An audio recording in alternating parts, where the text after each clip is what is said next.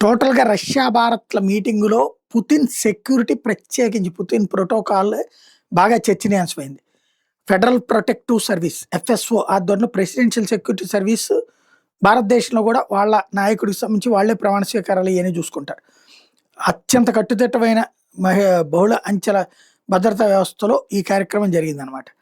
5 అంచెల భద్రతా వలయం మరియు 5 ఆహ్, టైర్ సెక్యూరిటీ రింగ్‌గా పుతిన్‌ని కాపాడుకోవడానికి కమాండోలు కింద స్పోర్టు కృత్రిమ ముఖమీద 5 అంచెల భద్రతా వలయం పుతిన్‌ని కాపాడడానికి కమాండోలు, స్నిప్పర్లు, డ్రోన్లు, కృత్రిమ మేధస్సుతో కూడిన 5 స్థాయిల భద్రతతో పాటు రష్యా భద్రతా సిబ్బంది, దేశీయ భద్రతా సిబ్బందితో పాటు రష్యా నుండి వచ్చిన ప్రత్యేక భద్రతా బృందం నిరంతరం పుతిన్‌తోనే ఉంది.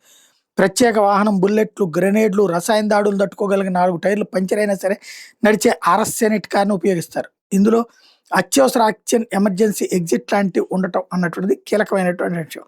ప్రైవేట్ ఆహారానికి నీరు, విదేశీ పర్యటనలో పుతిన్ ఉపయోగించే ఆహారం, నీరు, టాయిలెట్ సౌకర్యాలు కూడా రష్యా నుండే తరలిస్తారు. బాడీ డబుల్స్ అనుమానితులను పక్కన పెట్టడానికి వాళ్ళు ట్రై చేస్తారు.